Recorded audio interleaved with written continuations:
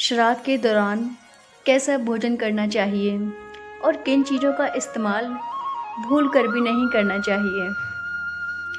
शुक्रवार 29 सितंबर से पितृपक्ष का समय शुरू हो गया है। ये 16 दिन खास तौर पर पूर्वजों के कर्ज को चुकाने का समय है। पितृपक्ष के दौरान पूर्वजों की आत्मा की शांति के लिए ब्राह्मण भोजन, तर्पण और दान किए जाते हैं। ऐसा कहा जाता है कि अपने पितरों का श्राद्ध करने के दौरान भोजन बनाते समय कुछ बातों का ध्यान रखना ज़रूरी है।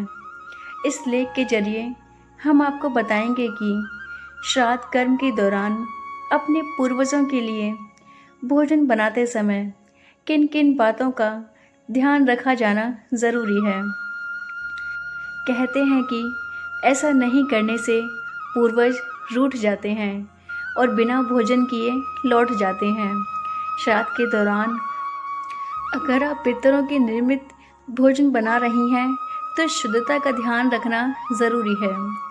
भोजन बनाने से पहले अपने घर, खासकर रसोई को अच्छी तरह से साफ कर लें।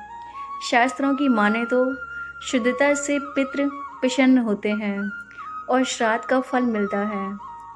ध्यान रखें, स्नान करने के बाद ही भोजन बनाएं। श्राद्ध के दौरान घर में सात्विक भोजन ही बनाएं।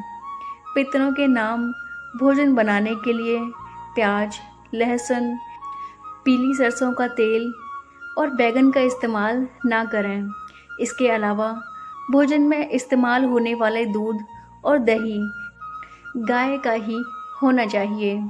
श्राद्ध कर्म में पितरों के नाम बनाए जाने वाले भोजन में खीर का विशेष महत्व माना जाता है। इस दिन पूरी, आलू की सब्जी, छोले या फिर कद्दू की सब्जी बना सकते हैं। इसके अलावा मिठाई को भी पितरों के भोजन में शामिल करें। जब तक ब्राह्मण भोजन ना खाएं तब तक खुद भी भोजन ना करें। ब्राह्मणों को कांसे, चांदी या फिर पत्तल में ही भोजन कराएं। श्राद्ध कर्म के दौरान कांच और प्लास्टिक जैसी चीज़ों का इस्तेमाल करना वर्जित है।